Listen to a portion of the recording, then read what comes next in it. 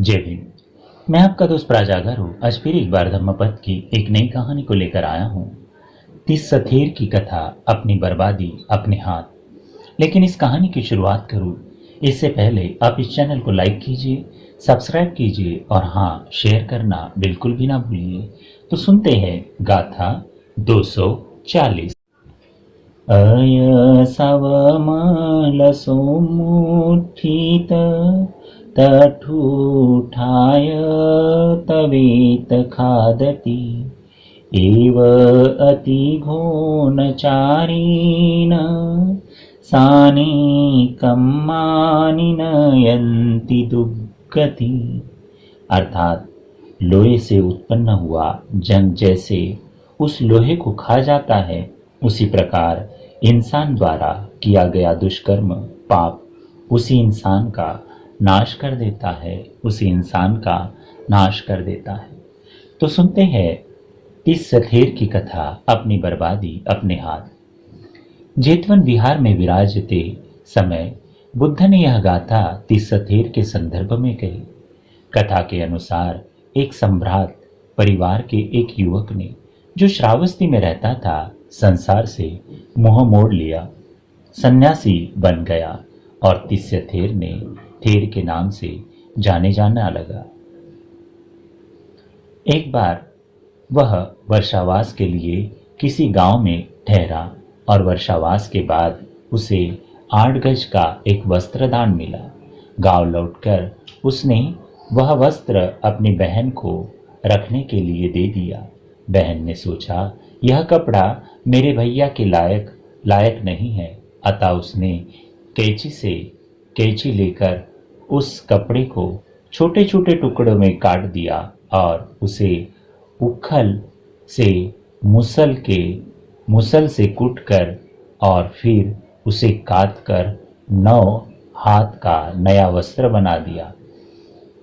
स्थविर ने सुई धागा का प्रबंध कर लिया और वस्त्र बनाने वाले युवक भिक्षु को बुलाकर अपनी बहन के पास गया और कहा, वह कपड़ा मुझे दे दो, मैं उसका चीवर बनवा लूंगा।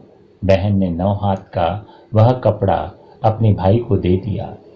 उसने उसे फैला कर देखा तो बहन से कहा, मेरा कपड़ा मोटा था, वह 8 हाथ लंबा था, पर यह बहुत ही महीन है और 9 हाथ लंबा है। यह तुम्हारा है, मेरा नहीं। मुझे मेरा कपड़ा दे दो जिसे मैंने तुम्हें दे दिया था। बनते, यह आपका ही है, ले लीजिए। उसने लेने से इनकार कर दिया। तब उसकी बहन ने पूरे विस्तार से बता दिया कि उसने क्या किया था और फिर से कपड़ा देते हुए कहा, बनते, यह आपका ही है, ले लीजिए। अंततः स्थविर ने वह कपड़ा ले लिया, विहार चला गया और दर्जी को चीवर बनाने के लिए दे दिया। उसकी बहन ने दर्जी के लिए विशेष भोजन बनाया और अगले दिन जब वह दर्जी कपड़े सिल दिए तो बहन ने उसे वह खाना खिला दिया। 30 ने सिले कपड़े देख वे उसे बहुत अच्छे लगे। उसने कहा, मैं इन्हें कल पहनूंगा। उसका तह लगाकर उसने उसे एक तरफ रख दिया। रात्रि में 30 अति भोजन करने के कारण देहांत हो गया और उसने उसी कपड़े में एक चिल्लर के रूप में जन्म लिया। 30 की मृत्यु के बाद उस चीवर का भिक्षुओं के बीच बंटवारा किया जाना था, पर बंटवारे के नाम पर वह चिल्लाने लगा। गंधकुटी में बैठे बुद्ध ने अपनी अंतर्दृष्टि से उसकी आवाज सुनी और आनंद को सलाह दी कि चीवर का अभी तुरंत बंटवारा न करके 7 दिनों के बाद बंटवारा किया जाए। ऐसा ही हुआ। 7वें दिन उस चिल्लर की मृत्यु हो गई और उसका जन्म तुसीर लोक में हो गया। उसके दूसरे दिन 30 के चीवर के विभाजन की आज्ञा मिल गई। भिक्षुओं में चर्चा का विषय था कि बुद्ध ने 7 दिनों तक उस वस्त्र का विभाजन क्यों रोक दिया था।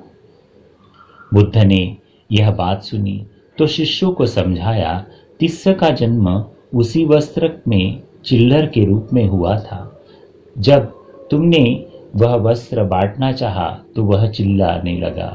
अगर तुमने उस कपड़े को जबरदस्ती बांट लिया होता तो वह चिल्लर तुम्हें लोगों के प्रति घृणा भाव रखता और इस कारण वह पुनः नरक में जन्म लेता। इसीलिए जब उसका जन्म तुषिक लोक में हो गया, तब मैंने तुम्हें अनुमति दी है कि तुम उस कपड़े को बांट लो। बुद्ध ने अपनी बात जारी रखते हुए कहा, देहधारी के लिए तृष्णा बहुत ही खतरनाक चीज है।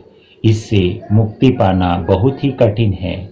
जैसे लोहे में लगा हुआ जंग अंततः उसी लोहे को खा जाता है, उसी प्रकार तृष्णा जिस व्यक्ति में उत्पन्न होती है वह उसी व्यक्ति का नुकसान कर देती है और उसे पुनः नरक में जन्म लेना पड़ता है, पुनः नरक में जन्म लेना पड़ता है। अयसावमल सम्मुठित तदुत्थाय तमेव खादति एव अतिद्रोणचारीन् सानीकं मानि नयन्ति दुर्गति। साधु साधु साधु।